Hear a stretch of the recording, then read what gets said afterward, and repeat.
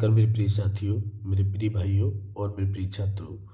तो हिंदी वर्णमाला टॉपिक लेके चल रहे हैं और इसमें अब तक हमारी 6 क्लास हो चुकी हैं और इसमें स्वर को हमने कंप्लीट करा दिया है और आज हम व्यंजन को कंप्लीट करा रहे हैं। इसमें 1-2 क्लास और रह गई हैं, फिर इसके बाद में 1 से लेकर के 220 क्वेश्चन कराएंगे।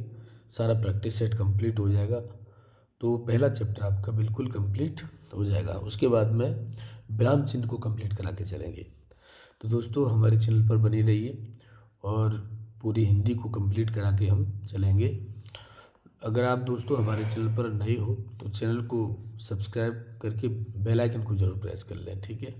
और वीडियो को ज़्यादा से ज़्यादा दोस्तों में शेयर ज़रूर किया करें, लाइक कमेंट किया करें और शुरू से लेके एंड तक वीडियो को 2-4 बार देखोगे तभी आपकी अच्छी तरह समझ में आएगा।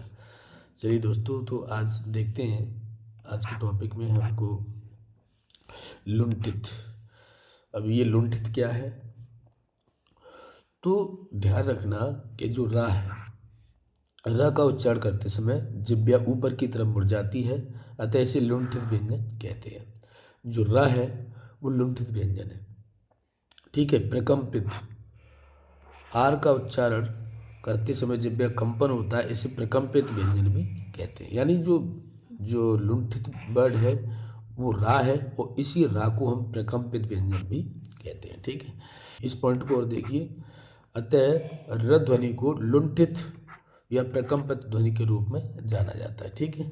तो ये पॉइंट आपका बिल्कुल क्लियर हो गया। अगर आपसे पूछता है कि प्रकंपित या लुंठित ध्वनि कौन सी है तो आप बताओगे कि जो र है हमारा वो लुंठित या प्रकंपित ध्वनि है। देखिए इसको भी देख लेते हैं। पार्श्विक, ये क्या है? जिस ध्वनि का उच्चारण करते समय हवा जिह्वा के दोनों बगल भागों से बाहर निकलती है उसे पार्श्विक ध्वनि व्यंजन कहते हैं। तो ल, जब ल कहते तो जो हमारी जीभ है यहाँ से भी हवा निकल रही है, यहाँ से भी हवा निकल रही है, दोनों ओर से हवा निकल रही है, तो जो है पार्श्विक। तो जो ल है हमारा वो हमारा पार्श्विक ध्वनि है, ठीक है। तो इस चीज़ को ध्यान रखना, पार्श्विक ध्वनि कौन सी है? ल है। लुंठित ध्वनि और प्रकंपित ध्वनि कौन सी है? र है। चलिए आगे चलते हैं।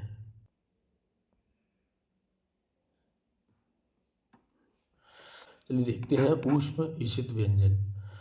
वे व्यंजन जिनके उच्चारण में हवा घर्षण के कारण ऊष्म होकर बाहर निकलती है तथा न के बराबर स्पर्श करती है, उन्हें ऊष्म या ईशित स्पष्ट व्यंजन कहते हैं। जैसे देखेंगे यहाँ पर दिया गया है श श श ह, ये हमारे ऊष्म व्यंजन है, ठीक है। ये बता दिया मैंने आपको पहले भी, आगे जो पिछली वीडियो में मैंने कराई है उनमें भी आपको क्लियर कराया है, ठीक है। अब उत्क्षिप्त, ताड़नजात और विकसित द्विगुण, ये क्या है इसको देखते हैं। तो देखिए जो हमारे अड़ और ढ, यानी जो ढ और ढ से जो अड़ा बनते हैं हमारे, वही हमारे उत्क्षिप्त या ताड़नजात या विकसित द्विगुण कहलाते हैं।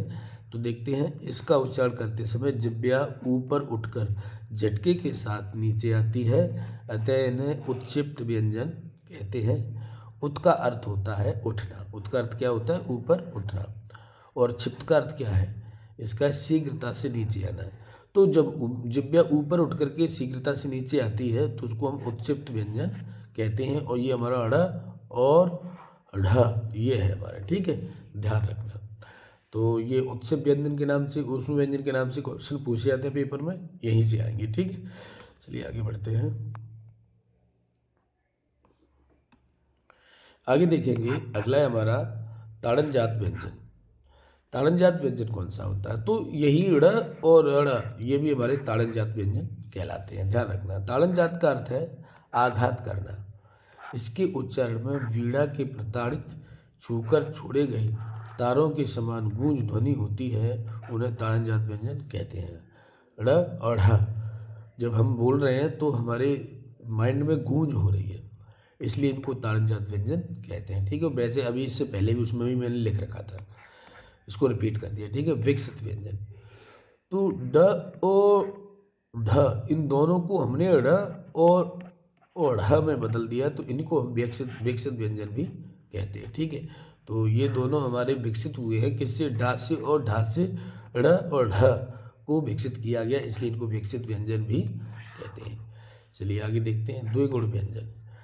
द्विगुण, इनको द्विगुण व्यंजन भी कहते हैं। ड़ और ढ को द्विगुण, इसमें दो गुण हैं, जैसे एक तो डाका है और डाकू ही हमने ड़ में बदल दिया, और एक ढाका है और ढाकू ही हमने ढ में बदल दिया, इसलिए इनको द्विगुण व्यंजन भी कहते हैं। यहाँ पर कहा गया है कि ड़ और ढ का प्रयोग दो रूप में होता है, एक तो नुक्ता और नुक्ता रहित शब्दांत जैसे ढाल, डमरू, ढक्कन, डाली, डा का प्रयोग में आदि, और दूसरा नुक्ता सहित शब्द के मध्य एवं अंत में जैसे सड़क, ठीक है, लड़का, पढ़ा, पढ़ाई, लड़ाई, यानी यहाँ पर डा के रूप में हो रहा है और यहाँ पर अड़ा के रूप में हो रहा है, तो इनको द्विगुण व्यंजन भी कहते हैं। ठीक है, चलिए आगे बढ़ते हैं।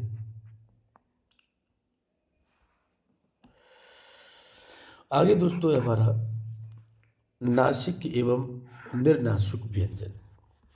जिन ध्वनियों के उच्चारण में वायु मुख के साथ साथ नासिक मार्ग से भी बाहर निकलती है, नासिक ध्वनियाँ कहलाती है। ठीक है, नासिक ध्वनियाँ हमारी कौन कौन सी हैं, जैसे यहाँ पर एक तो ड़ है, अंग, ण, ठीक है, और न और म, ये हमारी नासिक ध्वनियाँ हैं। ठीक, ये हमारे 5 है, अंग, य, ण, न और म। ठीक है, ये हमारी नासिक ध्वनियाँ है। निर्नासिक मौखिक, ये क्या है, जिनके उच्चारण में नासिका मार्ग बंद रहता है और वायु केवल मुख से बाहर निकलती है, उनसे निर्नासिक या मौखिक ध्वनियाँ कहलाती हैं। तो निर्नासिक ध्वनियाँ वो होती हैं जिनमें नाक के द्वारा वायु नहीं निकलती है। ठीक है, ध्यान रखना, मुख से ही बाहर निकलती है, जो हम सारी ध्वनियों को बोलते हैं हमारी निर्नासिक है। नासिक की ध्वनियाँ मैंने आपको बता दिया, ये आपको दिखा दिया एग्जाम्पल के रूप में। ठीक है, आगत व्यंजन। आगत व्यंजन वे व्यंजन होते हैं जो बाहर से आए हैं, यानी विदेशी भाषाओं से आए हैं। जैसे पाद बिंदु लगा हुआ है, देख सकते हैं, क, ख, ग, ज, फ, तो इनको हम विदेशी भाषा से ध्वनियाँ ली गई हैं और ये इन्हीं में इनका प्रयोग होता है। ठीक है, पाद बिंदु का क, ख, ग, ज, फ में ही प्रयोग होता है। ठीक है, तो इनको हम बोलते हैं आगत ध्वनियाँ। नव विकसित ध्वनियाँ, ड़, ढ, नेह, मेह और लेह, ये हमारी नव विकसित ध्वनियाँ हैं। ठीक है, समझ में आ गया हो अच्छी तरह से। चलिए आगे बढ़ते हैं।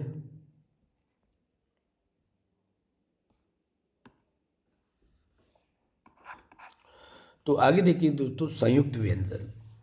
अब ये संयुक्त व्यंजन क्या होता है, ऐसे व्यंजन जिनमें दो या दो से अधिक व्यंजनों का संयोग हुआ है, दो या दो से अधिक व्यंजनों का संयोग हुआ है, उनको संयुक्त व्यंजन कहते हैं। ये हमारे 4 व्यंजन होते हैं, जैसे छ, त्र, छत्र, ठीक है, ज्ञ और श्र, ये हमारे 4 हैं। ठीक है, अब यहाँ पर देख सकते हैं, मैंने एग्जाम्पल के रूप में दे दिया, जैसे क आदि का और स से षटकोण वाला सा से छ का हमारा संधि, इन दोनों से मिलकर के छ का निर्माण हुआ है, और आधा ज और यहाँ से ज्ञ का निर्माण हुआ है, आधा त और र से त्र का निर्माण हुआ है, और आधा श और र से श्र का निर्माण हुआ है। तो इन चारों व्यंजनों को हम संयुक्त व्यंजन कहते हैं, इस चीज़ को आपको ध्यान रखना है। ठीक, संयुक्त व्यंजन कौन से हैं, छ, त्र, ज्ञ और श्र। ठीक है, ये हमारे 4 जो व्यंजन है, इनको हम संयुक्त व्यंजन। अब किससे निर्माण हुआ, इनको जरूर पूछा है पेपर में, तो इनको भी आपको याद करना है। ठीक है, यहाँ पर देखेंगे, यहाँ कहा गया है व्यंजन द्वित्व, समान व्यंजन संयुक्त होते हैं तब वे व्यंजन द्वित्व कहलाते हैं। ठीक है, जैसे आधा का का में मिल जाए, आधा पा में मिल जाए, तो ऐसे जो व्यंजन है उनको द्वित्व कहा जाता है। जैसे पक्का, इसमें का को का में ही, आधा का में जुड़ा हुआ है, आधा चा में, आधा डा में, आधा ता में, आधा सा में, आधा बा में, आधा का में, तो इनको हम बोलेंगे द्वित्व व्यंजन। ध्यान रखना, ये भी बहुत इंपॉर्टेंट पॉइंट है, द्वित्व व्यंजन किसे कहते हैं। ठीक, चलिए आगे देखते हैं। अगला है हमारा, हम विशेष तथ्य हैं कुछ। हिंदी में महाप्राण व्यंजन कभी द्वित्व होकर नहीं आते। ध्यान रखना, जो महाप्राण व्यंजन है वो कभी द्वित्व होकर नहीं आते। पहला व्यंजन हमेशा अल्प प्राण ही होगा, जैसे अच्छा, बुद्ध, मट्ठा, पत्थर, मक्खी और आदि। तो पहला जो व्यंजन है वो व्यंजन कभी द्वित्व व्यंजन नहीं होगा, पहला हमेशा क्या होगा, अल्प प्राण ही होगा। ये बात को ध्यान रखना, ठीक है। तो दोस्तों आज की क्लास कैसी लगी कमेंट बॉक्स में लिख करके ज़रूर बताएं। और दोस्तों हमारे चैनल को सब्सक्राइब, लाइक, कमेंट जरूर किया करें और वीडियो को शुरू से एंड तक जरूर देखें, तभी आपकी अच्छी तरह समझ में आएगा। और जितने पॉइंट बता रहा हूँ वो सारे महत्वपूर्ण पेपर में पूछे जाते हैं, हल्के में मत लेना। ये सारे यूपीएससी तक एग्जाम जो होते हैं उन सभी प्रश्न उस पर पूछे जाएंगे ये सारे प्रश्न, ठीक है।